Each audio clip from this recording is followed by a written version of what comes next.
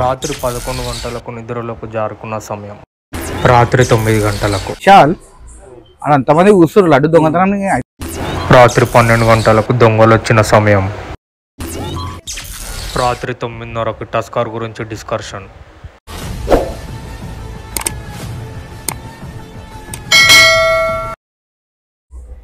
మళ్ళీ ఇప్పుడు ఒక 500 వచ్చినాయి. సురాదన్న 5,000 ఇస్తున్నాడు. అవినాష్ అన్న 9,000 ఇస్తున్నాడు. చాల్ అంతమంది కూర్చోరు లడ్డు దొంగతనాన్ని అయితే అదరా కొత్త నాది ఎంతో మంది కూర్చుని ఇట్లా ముంగట పోదామాట అయితే దూసుకుంటూ వెళ్ళిపోయాం. నడుము 5,000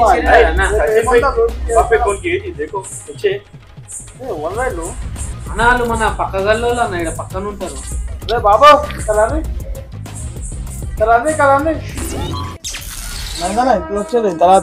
గణేష్ చూడనికే భయ్యా చూడరు భయ్యా ముంగడు పోయి చూడరు. రాత్రి 9:45 దొంగలు లడ్డూని చూసుకుంటారు. అన్న మన జాక్పాట్ దొరికినా నా ఒక్క లడ్డు లేదా 3 లడ్లు ఉన్నాయి. అమ్మ మంచిగా ఉంది అయినా ఇంకో లడ్డు మన గణేష్ దగ్గర పెడదాం అన్న పెద్దది వేలపాట జాక్పాట్ చూసాం. మన పైసలు వస్తాయి మంచిగా. ఇంకేం రైట్ మంచిగా ఉంది. వీళ్ళు వెళ్ళిపోయి జర్రా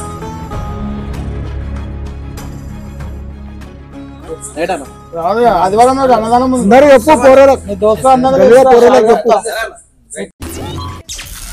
రాత్రి 10 గంటలకు చాయ్ తాగుదాం అనుకున్న సమయం.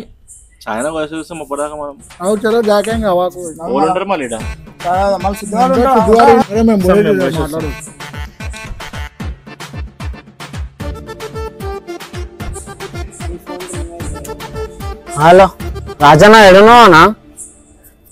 వస్తున్నావా? రారా.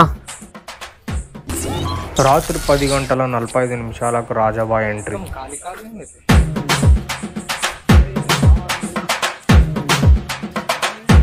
అన్న వాళ్ళు చాయ్ తాగ.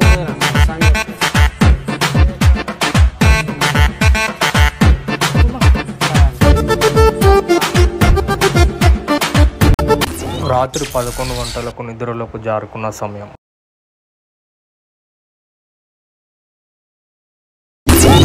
రాత్రి 11:10 దొంగలు వచ్చిన సమయం. అరే విశాల్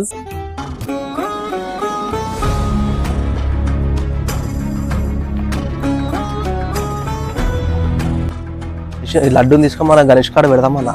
అవురా ఇంత పెద్ద లడ్డు నేను ఎప్పుడు కొట్టేయలే. ఇంత వస్తుందన్నా చెప్పాను. 50,000 దాకా వస్తాయిరా. అరే అన్న వాళ్ళు వస్తున్నట్టు. అవురా వస్తుర్రా విశాల్.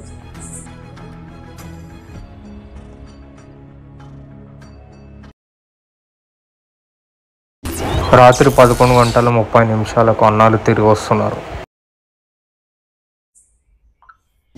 రాత్రి 11:40 దొంగకు కూడా ఫోన్ చేస్తున్నారు. ఫోన్ వస్తుంది లోపల. చీటీనమ్మ ఇంత రాత్రి ఫోన్ ఓడరా.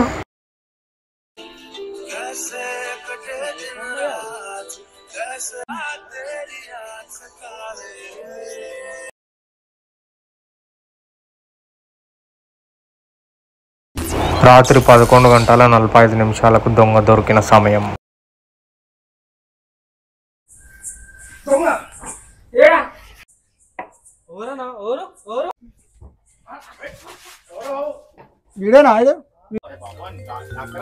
సారీ